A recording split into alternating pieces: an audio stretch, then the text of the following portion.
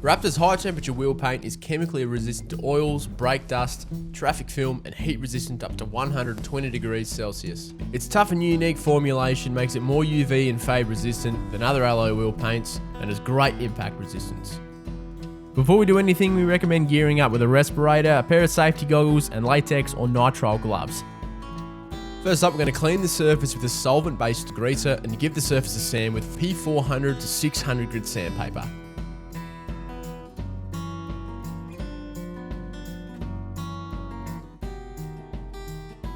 Then we're going to blow off and degrease the surface again, ready for paint.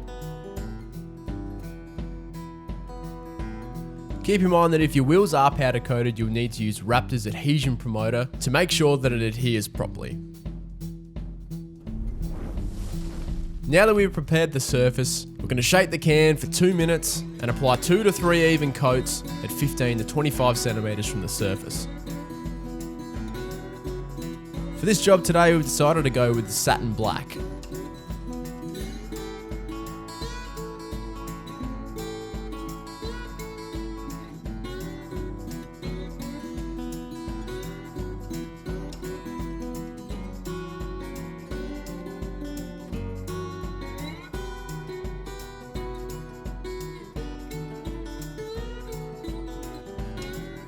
Flush off about 3 to 5 minutes in between coats, and the surface should be touch dry in about 20 minutes and through dry in about 60.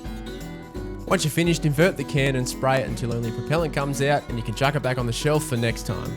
It's 5 times tougher than other products on the market, it has excellent adhesion, it has a clog-free nozzle, and it's heat and UV resistant up to 120 degrees Celsius.